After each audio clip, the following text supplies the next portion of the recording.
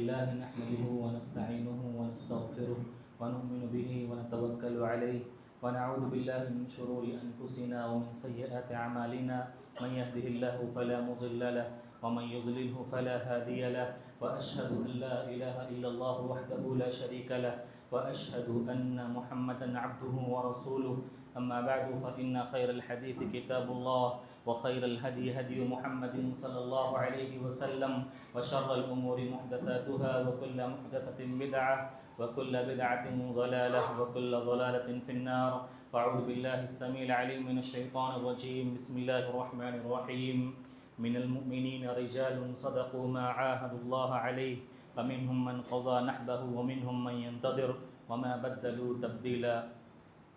معزز و محترم علماء کرام، دینی و ایمانی بھائیوں، بزرگوں، دوستوں، پیارے بچوں، عزیز ماں اور بہنوں، آج کی اس مجلس میں جس ٹاپک اور موضوع کے تحت مجھے گفتگو کرنے کا حکم ملا ہے وہ ناظم جلسہ کے ذریعہ ابھی آپ کو بتایا جا چکا ہے. موضوع بڑا ہی اہم ہے اور اس موضوع کا تعلق اسلامی عمارت کی بنیاد یعنی صحابہ کرام سے ہے. صحابہ کرام کوئی عام انسان نہیں تھے. چشم فلک نے ایسی جماعت کبھی دیکھی نہیں. صحابہ کرام جی اللہ کا سلیکشن تھے، اللہ کا اختیار تھے، اللہ کا انتخاب تھے، اللہ تعالیٰ کی چوائس تھے. ابن مسعود رضی اللہ عنہ صحابہ کرام کا تعارف بیان کرتے ہوئے ارشاد فرماتے ہیں: اولئک اصحاب محمد صلی اللہ علیہ وسلم. یہ اللہ کے نبی صلی اللہ علیہ وسلم کے صحابہ کانوا ابر هذه الامہ قلوبا، نیکی کے جذبے کے اعتبار سے اتنا جذبہ جتنا صحابہ کرام کے درمیان پایا جاتا تھا امت میں کسی کے اندر یہ جذبہ نہیں پایا جاتا تھا. علمی اعتبار سے، علمی پختگی کے اعتبار سے اعمقہم علما، جتنی علمی گہرائی دین کی ان کے پاس تھی دنیا میں کسی کے پاس نہیں تھی. ریاکاری سے، تکلف سے، تصنع سے، دکھاوے سے جتنی ان کی زندگی پاک تھی اتنی بعد میں آنے والے کسی آدمی کی زندگی پاک نہیں تھی. صحابہ کرام کا تعارف کرتے ہوئے ایک جگہ اور ابن مسعود رضی اللہ عنہ بیان فرماتے ہیں کہ اللہ تعالیٰ نے صحابہ کرام کو تمام انسانوں کے ذخیرے سے چنا تھا، تمام انسانوں کے ذخیرے سے ان کا چناؤ کیا تھا. چنانچہ فرماتے ہیں: ان اللہ نظر فی قلوب العباد فوجد قلب محمد صلی اللہ علیہ وسلم. اللہ تعالیٰ نے تمام انسانوں کے دلوں کو دیکھا، جانچا، پڑتالا، تو تمام انسانوں کے دلوں میں سے سب سے بہترین دل اللہ کے نبی صلی اللہ علیہ وسلم کے دل کو پایا. چنانچہ اللہ نے اللہ کے نبی کو اپنا آخری نبی بنا لیا اور رسالت کے لیے چن لیا. پھر اللہ تعالیٰ نے تمام انسانوں کے دلوں کو دیکھا. اللہ کے رسول کے دل کو دیکھنے کے بعد تو اللہ نے پایا کہ تمام انسانوں کے دلوں میں اللہ کے نبی کے دل کے بعد اللہ کے نبی کے صحابہ کے دل سب سے بہترین ہیں، سب سے پاک ہیں. چنانچہ اللہ تعالیٰ نے ان صحابہ کو اپنے نبی کی صحبت کے لیے اور اس دین کو قائم کرنے کے لیے، اس دین کو پھیلانے کے لیے چن لیا. یہ صحابہ کرام کا تعارف ہے، انٹروڈکشن ہے جو ابن مسعود رضی اللہ عنہ نے بیان کیا. میں نے کہا صحابہ کرام عام انسان نہیں تھے. وہ اس کائنات میں تمام انبیاء کرام کے بعد، تمام رسولوں کے بعد اللہ کے سب سے محبوب، سب سے اچھے اور سب سے پیارے بندے تھے. میرے بھائیوں، صحابہ کرام اسلام کی عمارت کی بنیاد تھے. کوئی بھی اب صحابہ کرام کے مقام کو حاصل نہیں کر سکتا. کوئی دنیا میں کتنا بھی بڑا نیک انسان بن جائے، ولی بن جائے، متقی بن جائے، صالح بن جائے، عبادت گزار بن جائے، مفسر بن جائے، محدث بن جائے، کچھ بھی بن جائے لیکن وہ صحابی نہیں بن سکتا. وہ صحابی کا ٹائٹل اور لیبل اس کے نام کے ساتھ نہیں جڑ سکتا، کیونکہ اللہ تعالیٰ نے ان کو یہ فضیلت عطا کی تھی کہ اپنے نبی کی صحبت اور رفاقت کے لیے اور ساتھ کے لیے چنا تھا. میرے بھائیو، صحابہ کرام نمونہ تھے، آئیڈیل تھے. ان جیسا علم میں، اخلاق میں، کردار میں، عمل میں، شجاعت میں، طاقت میں، علم میں، برداشت میں، اعلیٰ معیار میں کوئی بھی اس دنیا میں نہ آیا ہے نہ آئے گا. اس دنیا میں بہت سارے رشتے گزرے ہیں استاد اور شاگرد کے، لیکن جو رشتہ اللہ کے نبی صلی اللہ علیہ وسلم کا صحابہ کرام کے ساتھ تھا، وہ رشتہ استاد اور شاگرد کا دنیا کے اندر اب کبھی پیدا نہیں ہو سکتا.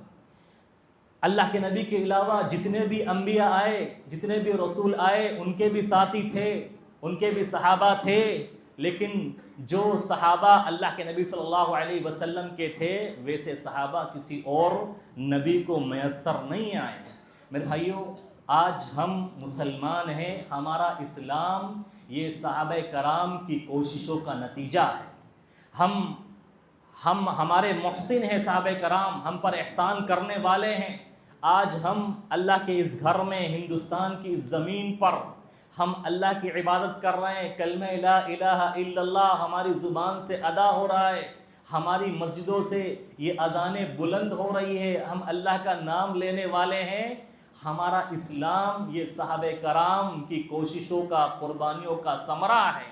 جس مشن کو لے کر، جس انقلاب کو لے کر اللہ کے نبی صلی اللہ علیہ وسلم مکہ سے کھڑے ہوئے تھے، جس انقلاب کو لیڈ اللہ کے رسول صلی اللہ علیہ وسلم کر رہے تھے، اس انقلاب کے پیچھے آپ کا سپورٹ کرنے والے، قدم قدم آپ کا ساتھ دینے والے نبی کے صحابہ تھے. اللہ کی قسم، اگر ہم اپنی زندگی کی پوری نیکیاں ان کے ایک لمحے کی قربانی کے بدلے ان کے سامنے پیش کر دیں تو بھی صحابہ کرام کے احسانات کا بدلہ نہیں چکا سکتے. میرے بھائیو دیکھیے، آپ ہم کس کا احسان مانتے ہیں دنیا میں؟ ہم اس کا احسان مانتے ہیں جو ہمارے لیے اپنی جان دے دے، اپنی جان قربان کر دے. ہم اس کا احسان مانتے ہیں نا جو ہمارے لیے اپنے جسم کو قربان کر دے، تکلیفیں اٹھائے، پریشانیاں اٹھائے. ہم اس کا احسان مانتے ہیں جو دنیا میں ہمارے اوپر مالی طور پر احسان کرے، ہمیں روپیہ دے، پیسہ دے، ہمیں دولت دے. ہم اس کا احسان مانتے ہیں جو ہمارے لیے ہر طریقے سے اپنے آپ کو وقف کر دے، تن دھن من کے ساتھ ہمارا ساتھ دے. ہم اس کا احسان مانتے ہیں. دیکھیے اللہ کے نبی کے صحابہ کا احسان ہمارے اوپر، انہوں نے اپنے جان کو، اپنے مال کو، اپنے گھر والوں کو، اپنے رشتہ داروں کو، اپنی اولادوں کو، اپنے والدین کو سب کچھ قربان کر ڈالا، اس وجہ سے کہ انہوں نے اپنی زندگی کا مشن اور ہدف بنایا کہ دین اسلام کو آگے پہنچانا ہے. جس دین کو، جس کلمے کو اللہ کے نبی صلی اللہ علیہ وسلم اس دنیا میں لے کر آئے، اس دین کو دنیا کے چپے چپے میں پہنچانا ہے. تن من دھن کی بازی لگا دی، لیکن اس دین کو پھیلانے میں ذرا برابر رتی برابر سستی اور غفلت سے کام نہیں لیا. آج ہمارا دین اسلام انہی کی محنتوں کا، انہی کے احسانات کا ثمرہ ہے. مرہون منت ہے کہ ہم ہندوستان کی زمین پر اسلام والے ہیں اور اللہ کا کلمہ پڑھنے والے ہیں، اللہ کے رسول صلی اللہ علیہ وسلم کی رسالت کی گواہی دینے والے ہیں. اور صرف ہندوستان ہی نہیں، دنیا کے مشرق میں چلے جائیں، مغرب میں چلے جائیں، اتر میں چلے جائیں، پورب میں چلے جائیں، پچھم میں چلے جائیں، مغرب میں چلے جائیں، جس سمت چاہے چلے جائیں، یہ صحابہ کرام تھے کہ جنہوں نے دین اسلام کو پوری دنیا میں پھیلا دیا. اور آج پوری دنیا کے اندر اللہ کا کلمہ پڑھنے والے موجود ہیں. میرے بھائیوں، صحابہ کرام کی قربانیوں کو ہم دیکھیں، ان کے احسانات کو دیکھیں کہ سب سے پہلا احسان اس دین کو ہم تک پہنچانے کے لیے انہوں نے دیا، اپنی جان کی بازی لگا دی، اپنی جان کو لٹا دیا اور قربان کر دیا. سیرت کی کتابوں میں، تراجم کی کتابوں میں واقعات بھرے پڑے ہیں. کتنے واقعات کو بیان کیا جائے. میں شروع کرتا ہوں جنگ بدر سے. جنگ بدر سن 2 ہجری کے اندر ہوئی. کفار مکہ مدینہ کفار مکہ بدر کے مقام پر پہنچ گئے. پہلے تو مسلمانوں کو نکال دیا مکہ سے، ہجرت کرنے پر مجبور کر دیا، اور پھر مسلمان مدینہ پہنچ گئے. سن 2 ہجری کے اندر مسلمانوں کو مارنے کے لیے، ان سے لڑنے کے لیے، انہیں صفحہ ہستی سے مٹانے کے لیے بدر کے مقام پر پہنچے اور وہاں پر لڑائی ہوئی. دیکھیے صحابہ کرام کا جذبہ، دیکھیے اللہ کے دین کی نشر و اشاعت. میری جان چلی جائے لیکن دین پھیلنا چاہیے.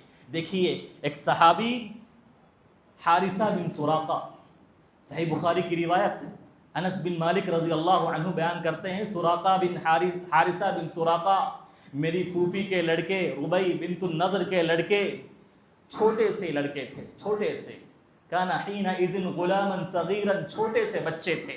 اللہ کے رسول صلی اللہ علیہ وسلم نے منع کر دیا کہ چھوٹے بچے جنگ کے اندر نہیں جائیں گے، ان کو جنگ کے اندر لے کر نہیں جائیں گے. حارثہ بن سراقہ ضد پر آ گئے کہ اللہ کے رسول مجھے بھی لے کر چلیے، مجھے بھی دین اسلام کو آگے بڑھانا ہے، چاہے میری جان چلی جائے. اللہ کے نبی صلی اللہ علیہ وسلم نے ان کے ضد کو دیکھا. اللہ کے رسول صلی اللہ علیہ وسلم نے اجازت دے دی، کوئی بات نہیں سراقہ، حارثہ تم بھی چلنا، حارثہ تم بھی ہمارے ساتھ جنگ کے لیے چلنا، لیکن تم لڑنا نہیں، تم دور سے دیکھتے رہنا. وَكَانَ نَزَّارًا، اللہ کے رسول نے ان کو اجازت دی، تم لڑنا نہیں، میدان جنگ میں مت کودنا، تم دور سے دیکھتے رہنا کہ کیا معاملہ ہوتا ہے.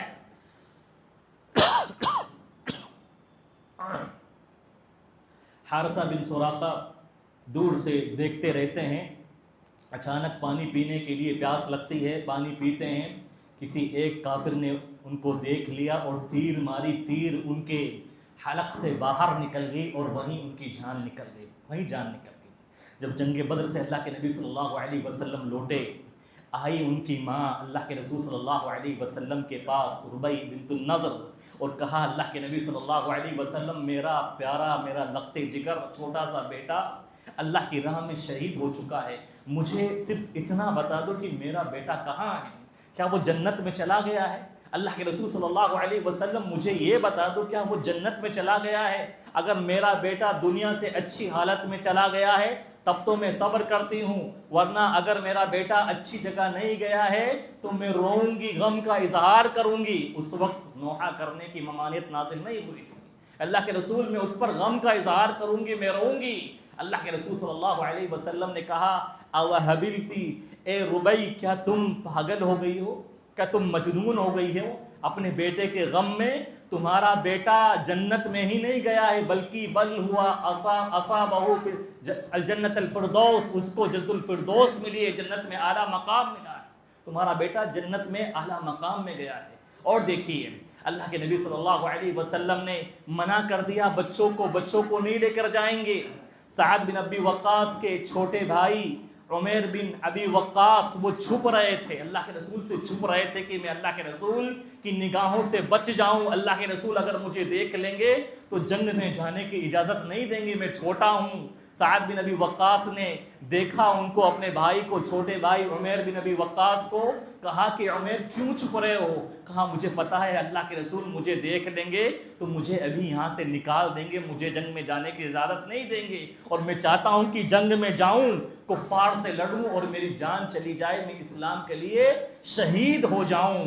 چنانچہ ان کا دیکھیے جذبہ، دیکھیے میرے بھائیوں، ان کی تڑپ دیکھیے اور ان کی فکر دیکھیے، ان کا اخلاص و ایمان دیکھیے کہ اپنے آپ کو قربان کرنے کے لیے نہ بچہ اپنے بچپن کو دیکھ رہا ہے، نہ جوان اپنی جوانی کو دیکھ رہا ہے، نہ بوڑھا اپنے بڑھاپے کو دیکھ رہا ہے. بس ان کی زندگی کا ایک ہدف ہے کہ میرے اسلام کے لیے، اس کی نشر و اشاعت کے لیے میری جان کی بازی میں لگا دوں اور دین اسلام آگے پہنچ جائے. اور دیکھیے جنگ احد کا موقع ہے، سن 3 ہجری، کفار مکہ گئے مدینہ مسلمانوں سے لڑنے کے لیے 3000 کی تعداد میں. اللہ کے نبی صلی اللہ علیہ وسلم مشکل سے 700 صحابہ کرام کو جمع کروائے. 700 صحابہ کرام موجود تھے، کم تعداد تھی، اور بچے بھی تھے، بوڑھے بھی تھے، معذور بھی تھے. اللہ کے رسول صلی اللہ علیہ وسلم نے منع کر دیا، 15 سال سے کم کے بچے نہیں جائیں گے. اللہ کے رسول صلی اللہ علیہ وسلم نے منع کر دیا رافع بن خدیج رضی اللہ عنہ کو، جن کی عمر 14 سال کی تھی، 15 سال کے نہیں ہوئے تھے، تو رونے لگے کہ اللہ کے رسول مجھے بھی لے کر چلیے، رونے لگے۔ اللہ کے رسول نے منع کر دیا کہ تم ابھی جنگ میں نہیں جا سکتے، تم ابھی چھوٹے ہو۔ رافع بن خدیج گئے اپنے ابا کے پاس، اپنے ابا خدیج کے پاس، کہا ابا جان آپ جائیے اللہ کے رسول صلی اللہ علیہ وسلم کے پاس اور میرے لیے سفارش کریں، ان سے کہیے آپ کہ میرا بیٹا رافع یہ تیر اندازی اچھی جانتا ہے، اس کا نشانہ چوکتا نہیں ہے، اے میرے ابا آپ جا کر سفارش کر دیجئے، اللہ کے رسول ہو سکتا ہے آپ کی بات مان لے اور مجھے جنگ میں جانے کی اجازت دے دے۔ ان کے ابا خدیج رضی اللہ عنہ آئے اللہ کے رسول کے پاس اور کہا اللہ کے رسول میرے بیٹے رافع کو اجازت دے دیجئے، اگرچہ ابھی 14 سال کا ہے لیکن تیر اندازی تو جانتا ہے نا۔ اللہ کے رسول صلی اللہ علیہ وسلم نے جب یہ سنا کہ وہ اچھا تیر انداز ہے، بلایا ان کو اور دیکھا تیر چلوا کر کہ ہاں رافع کا نشانہ کیسا ہے، رافع نے تیر چلایا، ان کا نشانہ صحیح لگا، تو چنانچہ ان کو اجازت دے دی، رافع تم بھی چلو۔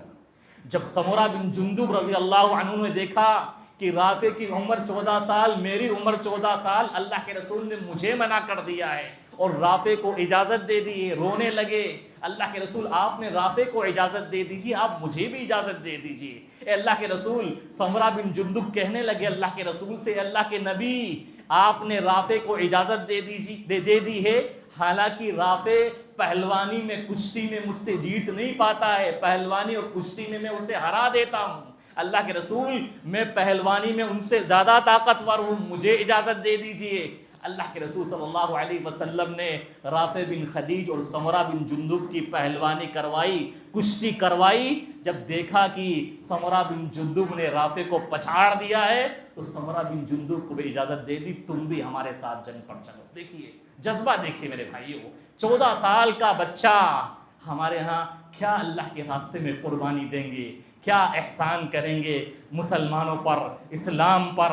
جب فجر کی نماز میں ہمارا 14 سال کا، 15 سال کا نوجوان نہیں اٹھ پاتا تو کیا وہ دین کے لیے قربانی دے گا، دین کے ماننے والوں پر احسان کرے گا؟ میرے بھائیوں، ان کی زندگی ہمارے لیے آئیڈل اور نمونہ ہے۔ اور دیکھیے عمرو بن جموح، جنگ احد کا موقع، عمرو بن جموح بوڑھے صحابی، بوڑھے ہو گئے، اور حدیث کے اندر عمرو بن جموح کے بارے میں آتا ہے کہ عمرو بن جموح یہ لنگڑے تھے، لنگڑے چل نہیں پاتے تھے، کانا شدید الاعرجی، اور سخت قسم کے لنگڑے تھے، بہت زیادہ لنگڑا پن تھا، لنگڑا پن نمایاں تھا، چل نہیں پاتے تھے۔ اور جب جنگ احد میں جانے کے لیے اللہ کے رسول صلی اللہ علیہ وسلم نے اعلان کیا، انہوں نے اپنے 4 بیٹوں کو بلایا، 4 بیٹے جو جنگ میں جانے کے لیے تیار تھے، اور 4 بیٹے شیر کی طرح بہادر۔ انہوں نے کہا کہ اے میرے بیٹوں، میں بھی تمہارے ساتھ چلنا چاہتا ہوں۔ بیٹوں نے منع کیا، اے ابا جان آپ رہنے دیجئے، آپ کے پاس عذر ہے، آپ لنگڑے ہیں، آپ کے اوپر ابھی لڑائی کرنا، جنگ کرنا واجب اور ضروری نہیں ہے، اللہ نے آپ کو رخصت دی ہے۔ لیکن عمرو بن جموح یہ ضد پر اڑ گئے کہ میں جاؤں گا جنگ کرنے کے لیے۔ ان کے بیٹے ان کو اللہ کے رسول صلی اللہ علیہ وسلم کے پاس لے کر آئے اور کہا اللہ کے رسول میں ہمارے ابا کو سمجھائیے، یہ ضد کر رہے ہیں، یہ لنگڑے ہیں، یہ صحیح سے چل نہیں سکتے، کیا جنگ کریں گے؟ اللہ کے رسول صلی اللہ علیہ وسلم نے بھی سمجھایا، اے عمرو تمہیں جنگ کرنے کی ضرورت نہیں ہے، تمہارے بیٹے جا رہے ہیں نا، تمہارے پاس عذر ہے۔ عمرو بن جموح نے اللہ کے رسول صلی اللہ علیہ وسلم سے کہا، اے اللہ کے نبی میں چاہتا ہوں کہ میں اپنی اس لنگڑے پیر کے ذریعہ جنت میں داخل ہوں، لنگڑاتے ہوئے، میری خواہش ہے کہ میں لنگڑاتے ہوئے جنت کے اندر داخل ہو جاؤں، اللہ کے رسول مجھے جنگ میں جانے سے مت روکیے۔ اللہ کے رسول صلی اللہ علیہ وسلم نے جب ان کا یہ جذبہ دیکھا، کہا تم بھی ہمارے ساتھ چلیے، تم بھی ہمارے ساتھ چلو۔ اور بعد میں عمرو بن جموح نے کہا کہ اللہ کے رسول اگر میں جنگ میں شریک ہوا اور میں اگر شہید کر دیا گیا تو کیا جنت میں صحیح سالم ٹانگ کے ذریعہ داخل ہوں گا؟ اللہ کے رسول صلی اللہ علیہ وسلم نے کہا ہاں۔ اور جب عمرو بن جموح شہید کر دیے گئے جنگ احد میں، اللہ کے رسول صلی اللہ علیہ وسلم نے ان کی نعش کو دیکھ کر کہا کہ میں عمرو بن جموح کو دیکھ رہا ہوں کہ وہ جنت میں صحیح سالم ٹانگ کے ذریعہ داخل ہو رہے ہیں۔ دیکھیے میرے بھائی جذبہ دیکھیے، کیا احسان ہے، نہ بڑھاپا دیکھا، نہ کمزوری دیکھی، نہ جوانی دیکھی، نہ بچپن دیکھا، اور اپنے آپ کو اللہ کے راستے میں قربان کرنے کے لیے تیار ہو گئے۔ اور دیکھیے حرام بن ملحان رضی اللہ عنہ کا واقعہ دیکھیے، اللہ کے رسول صلی اللہ علیہ وسلم نے 70 صحابہ کرام جو قاری اور حافظ تھے بھیجے۔ ایک قبیلہ آیا تھا، انہوں نے درخواست کی اللہ کے رسول سے کہ اللہ کے رسول ہمارے قبیلے میں بھی چند صحابہ کرام کو بھیج دیجئے جو ہمارے ہاں جا کر دین اسلام کی تعلیم ہمارے قبیلے والوں کو دیں گے، دین سکھائیں گے، قرآن سکھائیں گے۔ اللہ کے رسول صلی اللہ علیہ وسلم نے 70 صحابہ کرام کو بھیج دیا۔ حرام بن ملحان رضی اللہ عنہ بھی اس میں داخل تھے، شامل تھے۔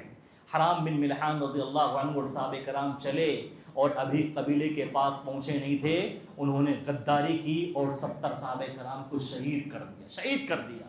حرام بن ملحان پر ایک آدمی نے خنجر مارا اور خنجر ان کے پیٹ میں گھسا، اور جیسے ہی گھسا انہوں نے یہ کلمات اپنی زبان سے ادا کیے، اللہ اکبر فزت ورب الکعبہ، اللہ بہت بڑا ہے، اللہ کی قسم، رب کعبہ کی قسم میں کامیاب ہو گیا۔ اور ان پر خنجر چلانے والا عبد الجبار نامی آدمی جب خنجر چلاتے وقت خنجر چلا چکا اور حرام بن ملحان کی زبان سے یہ کلمات سنے، وہ لرز اٹھا، وہ سہم اٹھا تعجب میں کہ میں اس کو مار رہا ہوں اور مرنے کے قریب ہے، اس کی سانس نکلنے والی ہے اور اس کی زبان سے یہ کلمات نکل رہا ہے کہ میں کامیاب ہو گیا، رب کے کعبہ کے رب کی قسم مجھے کامیابی مل گئی۔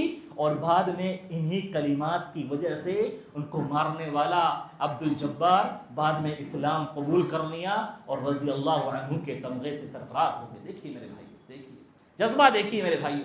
اسی طرح سے حبیب بن زید رضی اللہ عنہ، معاملہ کیا ہے دیکھیے میرے بھائیو، معاملہ اتنا خطرناک اور سنگین، پکا یقین ہے کہ میری جان چلی جائے گی، لیکن پھر بھی نہیں ڈرے، جوش اور جذبہ دیکھیے۔ اللہ کے نبی صلی اللہ علیہ وسلم کا آخری وقت چل رہا ہے، چند سال پہلے آپ کی وفات سے عرب کے اندر مسیلمہ کذاب نامی جھوٹا رسالت کا دعوے دار پیدا ہوا، اور اس نے دعویٰ کیا کہ میں بھی اللہ کا نبی اور رسول ہوں، دعویٰ کیا۔ اور اللہ کے رسول صلی اللہ علیہ وسلم کے پاس خط لکھا کہ اے محمد، جس طرح تم نبی ہو میں بھی نبی ہوں، ایسا کرتے ہیں نبوت اور رسالت کے معاملے کو ہم بانٹ لیتے ہیں، ایک حصے کے تم نبی بن جاؤ، ایک حصے کا میں نبی بن جاتا ہوں۔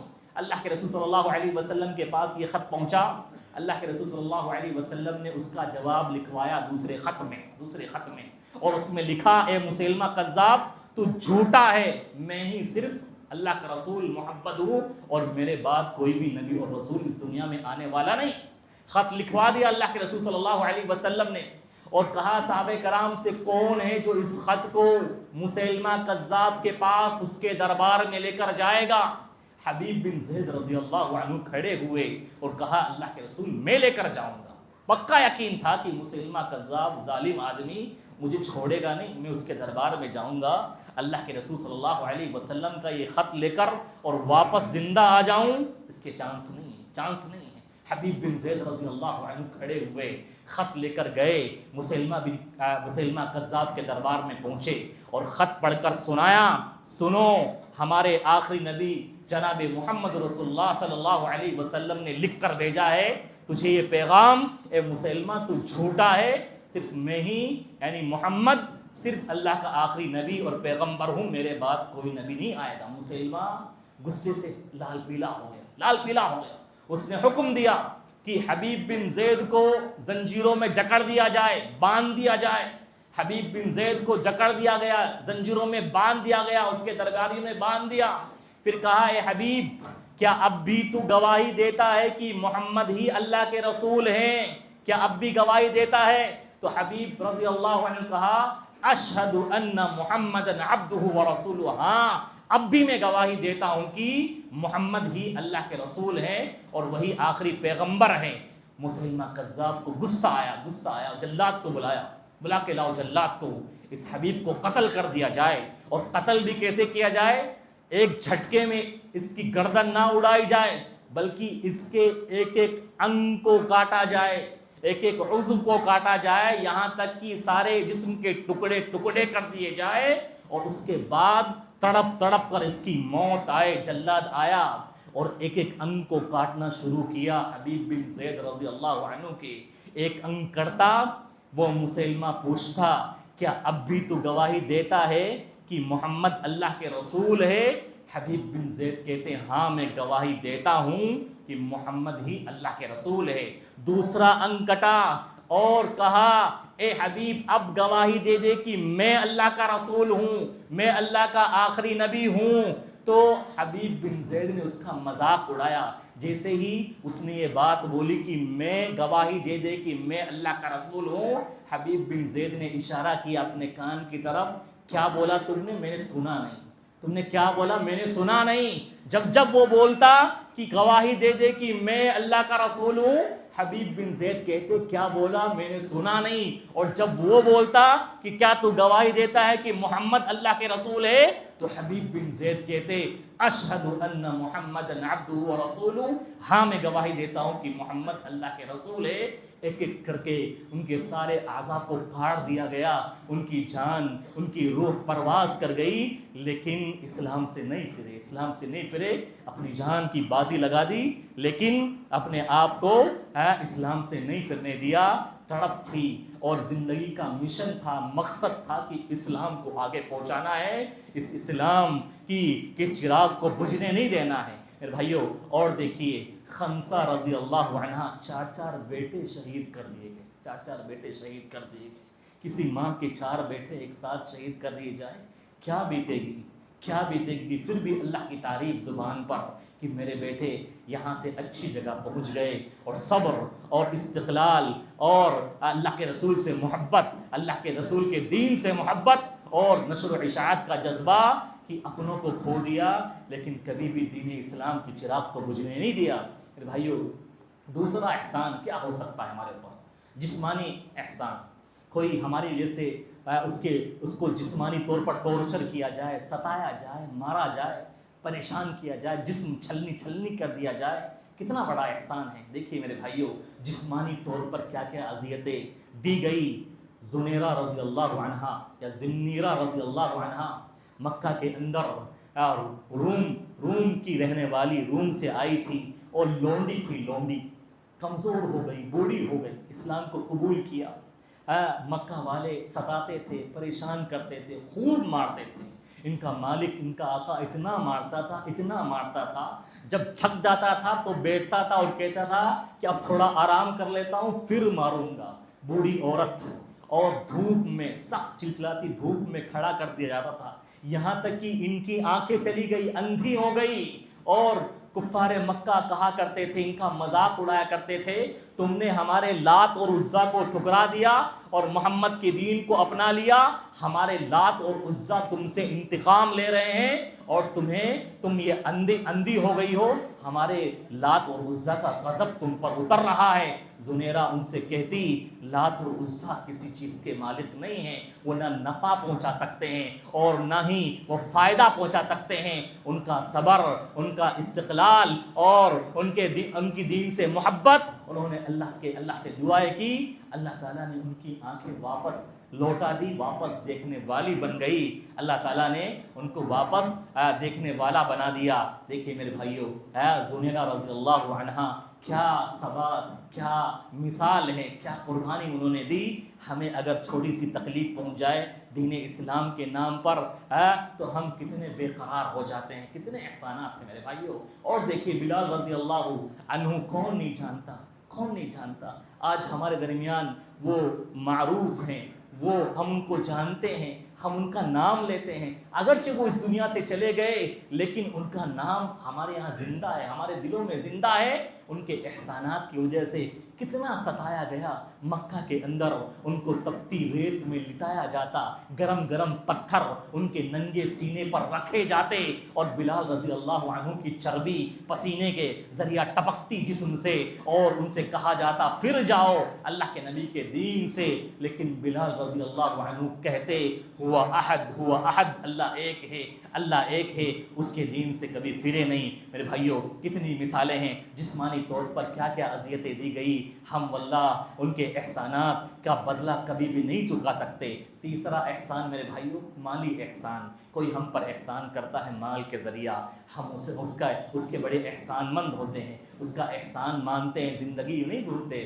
دیکھیے صحابہ کرام نے کیا کیا احسان کیا ہمارے اوپر، یہ دین ہم تک پہنچ جائے۔ صہیب رومی رضی اللہ عنہ، صہیب رومی روم سے آئے تھے، چھوٹے بچے تھے جب مکہ آئے، مکہ کے اندر پلے بڑھے، کافی کچھ مال جمع کیا، پیسہ کمایا اور اسلام قبول کیا۔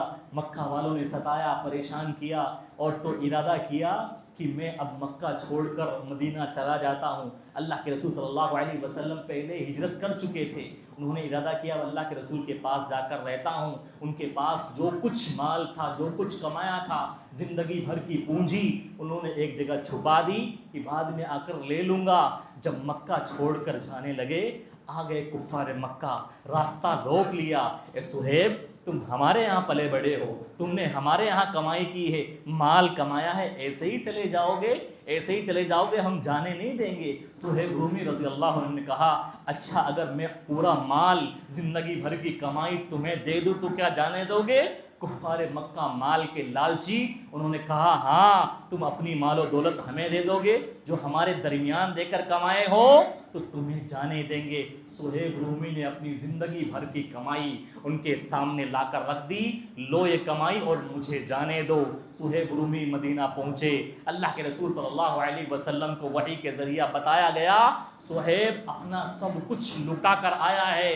اللہ کے رسول صلی اللہ علیہ وسلم نے ان کو دیکھ کر کہا ربح صہیب، ربح صہیب، اے صہیب تم نے بڑے فائدے کا سودا کیا ہے، تم بڑے فائدے کا سودا کر کے آئے ہو، مال لٹا کر آئے ہو لیکن اپنا دین و ایمان بچا کر لائے ہو۔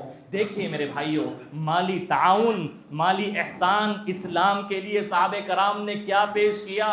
جنگ تبوک کا موقع اور اتنی خطرناک جنگ اور اتنی تنگی اور مصیبت کے عالم میں لڑی گئی جنگ کہ جس جنگ کو جیش العسرہ کہا جاتا ہے، یعنی تنگی اور مصیبت کے عالم میں لڑی گئی جنگ۔ اللہ کے رسول صلی اللہ علیہ وسلم نے اعلان کیا کہ اے میرے صحابہ رومیوں سے مقابلہ کرنا ہے، روم کے عیسائی ہمیں سے لڑنے کے لیے آنے والے ہیں، ہمیں صفحہ ہستی سے مٹانے والے ہیں۔ اے میرے صحابہ تعاون کی ضرورت ہے، تبوک جا کر لڑنا ہے، سخت گرمی کا زمانہ ہے، سخت گرمی کا زمانہ، مسلمانوں کے پاس کچھ بھی نہیں ہے، نہ کھانے کا سامان ہے، نہ راستے کے لیے گھوڑے ہیں، نہ اونٹ ہے، سفر کرنے کے لیے کوئی بھی وسائل نہیں ہے۔ اللہ کے نبی صلی اللہ علیہ وسلم نے صحابہ کرام سے کہا کہ تعاون کرو، اسلام کے لیے تعاون پیش کرو۔ صحابہ کرام کھڑے ہوئے، عمر فاروق رضی اللہ عنہ کھڑے ہوئے، اور دیکھیے اس بار عمر فاروق اس نیت سے کھڑے ہوئے تعاون دینے کے لیے کہ آج ابو بکر رضی اللہ عنہ سے سبقت لے جاؤں گا، آج کمپٹیشن کرتا ہوں ابو بکر سے۔ ہمیشہ ابو بکر مجھ سے بازی لے جاتے ہیں اللہ کے راستے میں خرچ کرنے میں، آج میں ان سے جیت جاؤں گا۔ گئے اپنے گھر اور آدھا سامان جتنی پونجی تھی آدھی اللہ کے رسول صلی اللہ علیہ وسلم کے سامنے لا کر رکھ دی۔ اللہ کے رسول صلی اللہ علیہ وسلم نے پوچھا کہ عمر ما ابقیت لأہلک، اپنے گھر والوں کے لیے کیا چھوڑ کر آئے ہو؟ عمر رضی اللہ عنہ نے جواب دیا اللہ کے رسول صلی اللہ علیہ وسلم آدھا مال چھوڑ کر آیا ہوں، آدھا لے کر آ گیا ہوں، آدھا اپنے گھر والوں کے لیے چھوڑ کر آ گیا ہوں۔ تو اس کے بعد ابو بکر رضی اللہ عنہ آئے، پورا کا پورا سامان جو کچھ گھر میں تھا سب کچھ لا کر رکھ دیا۔ پوچھا اللہ کے نبی نے ابو بکر سے ابو بکر اپنے گھر والوں کے لیے کیا چھوڑ کر آئے ہو؟ ابو بکر رضی اللہ عنہ کہا ابقیت لهم اللہ ورسولہ، اے اللہ کے رسول اپنے گھر والوں کے لیے اللہ اور اس کے رسول کو چھوڑ کر آیا ہوں، سب کچھ لا کر رکھ دیا۔ کھڑے ہوئے عثمان غنی رضی اللہ عنہ اور کہا اللہ کے رسول یہ میرے 300 اونٹ جو ساز و سامان کے ساتھ لدے ہوئے ہیں، جو ساز و سامان سوریا جانے والا ہے اور ایکسپورٹ ہونے والا ہے، بڑے تاجر تھے، اللہ کے رسول میرا یہ تعاون قبول کیجئے، اللہ کے رسول میرا تعاون قبول کیجئے۔ پھر کھڑے ہوئے اور کہا کہ اللہ کے رسول 1000 دینار یہ بھی اللہ کے راستے میں قبول کیجئے۔ پھر کھڑے ہوئے کہا اللہ کے رسول یہ 100 گھوڑے ہیں یہ بھی اللہ کے راستے میں قبول کیجئے سارا مال۔ اللہ کے رسول صلی اللہ علیہ وسلم کے سامنے لا کر رکھ دیا۔ اللہ کے رسول صلی اللہ علیہ وسلم کا چہرہ خوشی سے کھل اٹھا۔ آپ نے کہا آج کے بعد عثمان کو اس کا کوئی عمل نقصان نہیں پہنچائے گا۔ کھڑے ہوئے عبد الرحمن بن عوف رضی اللہ عنہ، اللہ کے رسول میرا تعاون قبول کیجئے، میرا تعاون قبول کیجئے۔